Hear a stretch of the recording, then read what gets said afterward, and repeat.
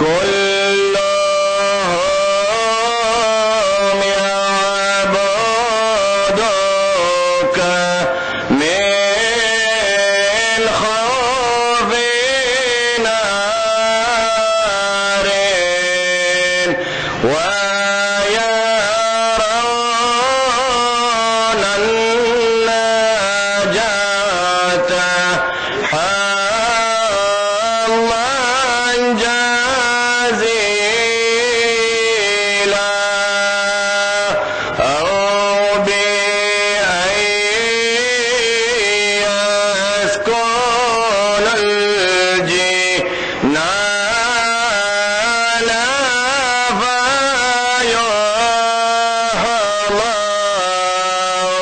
برياض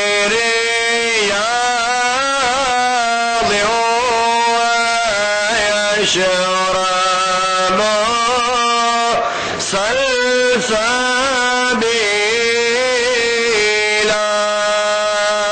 ليس لي في الجنان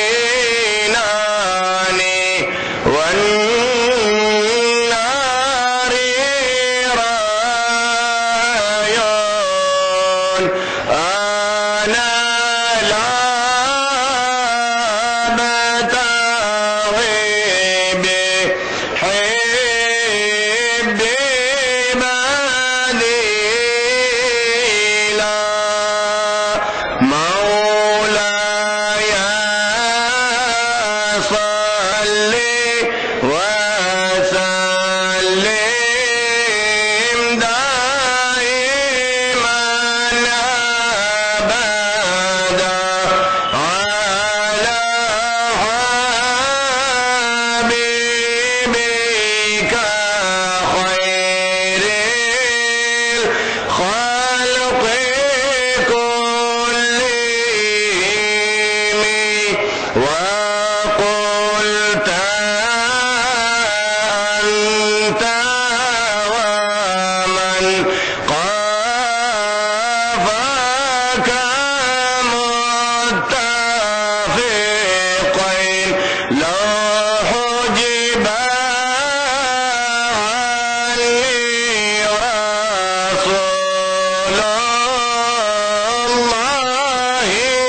طرفة عين ما كنت من جملة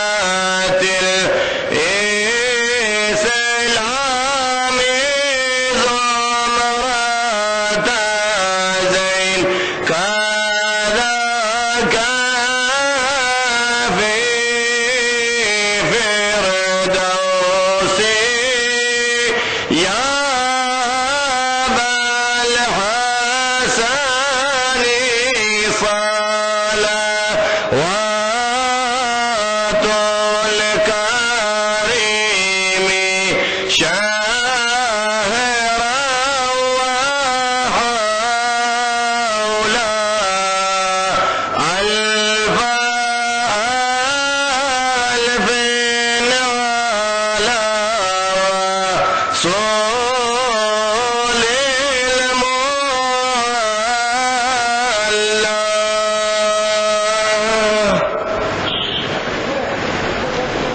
الحمد لله رب العالمين والصلاة والسلام على سيدنا محمد أشرف المرسلين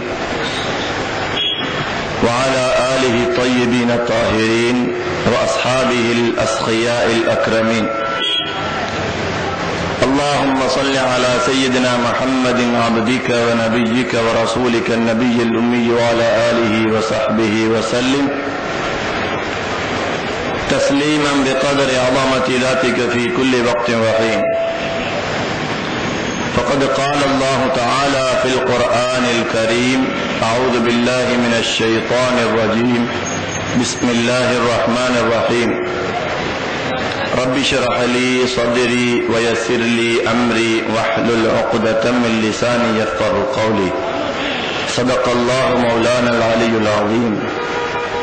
وقال النبي صلى الله عليه وسلم: لا يؤمن أحدكم حتى أكون أحب إليه من والده وولده والناس أجمعين رواه البخاري ومسلم أو كما قال عليه الصلاة والسلام. கண்ணியத்திற்கும் மதிப்பிற்கும் உரிய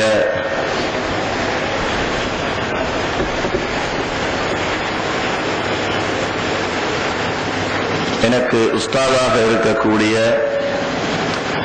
வருடக்கணக்கில் அவர்களிடத்திலே நான் கால் மடித்து உட்கார்ந்து இல்மை படிக்காவிட்டாலும் அஹ்லு சுன்னத் வல் ஜமாத் என்றால் என்ன, தரீகா என்றால் என்ன, கண்மணி நாயகம் முஹம்மது முஸ்தபா ஸல்லல்லாஹு அலைஹி வஸல்லம் அவர்களுடைய இல்முல் கைப் மறைவான ஞானம் என்றால் என்ன, மஹப்பத்துர் ரசூல் ஸல்லல்லாஹு அலைஹி வஸல்லம் என்றால் என்ன என்று 12 வருடங்களுக்கு முன்னால் இலங்கையிலே வெளிகாமத்திலே என்னை சந்தித்த அல் ஹாஃபில் முஹம்மது அப்துல் காதர் மஹ்லரி ஹஃபிலஹுல்லாஹ் அதாம் அல்லாஹு பகாஅஹு, அல்லாஹ் அவர்களுடைய ஹயாத்தை நீளமாக்கி பரக்கத்தாக ஆஃபியத்தாக செல்வமாக அவர்களை வாழ வைப்பானாக. அப்படி முதலாக என்னை திருத்தி எடுத்தார்கள். அதன் பின்புதான் அல்லாஹு தஆலாவுடைய கிருபையினால் அஹ்லு சுன்னத் வல் ஜமாத் என்றால் என்ன என்ற ஒரு நிலை எனக்கு விளங்கியது. எனவே அப்படிப்பட்ட மாமேதை மாஸ்கருர் ரஹ்மான் அரபு கல்லூரியின் தலைவர் அவர்களே, என்னுடைய சாட்சாவாக இருக்கக்கூடிய இலங்கையின் ஆளுநர் அசையீத் அலவி மௌலானா அவர்களுடைய அருமை மகன் அசையீத் நகீப் மௌலானா அவர்களே, இன்னும் இந்த மஜ்லிஸிலே மேடையிலே வீற்றிருக்கக்கூடிய என்னுடைய பேரன்பு பெருமக்களே, சகோதரர்களே, என் முன்னால் வீற்றிருக்கக்கூடிய மாண்பிற்கும் மரியாதைக்கும் உரிய பெரியவர்களே, சகோதரர்களே, தாய்மார்களே, சகோதரிகளே, சிறுவர்களே, உங்கள் அனைவர்களுக்கும் அஸ்ஸலாமு அலைக்கும் வரஹ்மத்துல்லாஹி வபரகாத்துஹு. கண்மணி நாயகம் முஹம்மது ஸல்லல்லாஹு அலைஹி வஸல்லம் அவர்களுடைய மஹப்பத்தை பற்றி, அவர்களை மஹப்பத்து வைப்பதனால் சுவனம் நிச்சயமாக கிடைக்கும் என்பதை பற்றி பேசுவதற்காக இந்த இடத்திலே என்னை அல்லாஹு தஆலா நிறுத்தி வைத்திருக்கிறான். என்னென்ன விடயங்களை என்னுடைய இந்த நாவினால் அல்லாஹு தஆலா வழியாக்குகிறானோ அந்த அனைத்து விஷயங்களும் எனது வாழ்க்கையிலும் எனது குடும்பத்தினர்களுடைய வாழ்க்கையிலும் உங்கள் அனைவர்களுடைய வாழ்க்கையிலும் அதை கொண்டு வருவதற்கு வல்ல நாயன் ரஹ்மான் அல்லாஹு தஆலா எங்கள் அனைவர்களுக்கும் கிருபை செய்வானாக. அல்லாஹு தஆலாவின் நல்லடியார்களே, பேரன்பு பெருமக்களே, என் அன்பு சகோதரர்களே,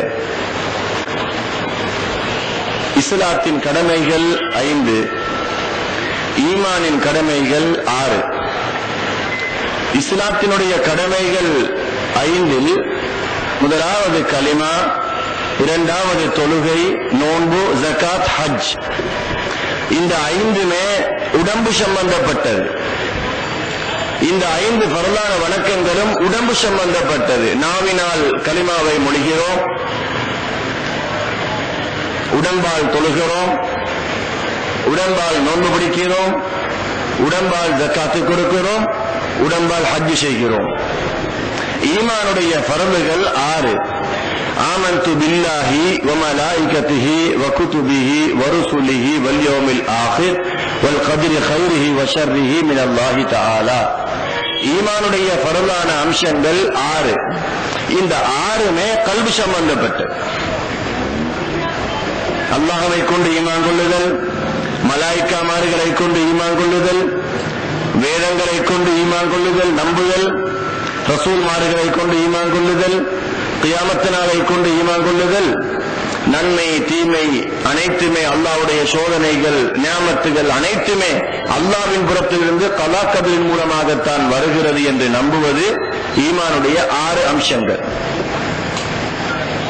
யாரெல்லாம் இந்த இஸ்லாத்தையும் ஈமானையும் ஒன்று சேர்த்து, அதாவது உடம்பையும் கல்வையும் ஒன்று சேர்த்து இந்த உலகத்திலே வாழ்கிறார்களோ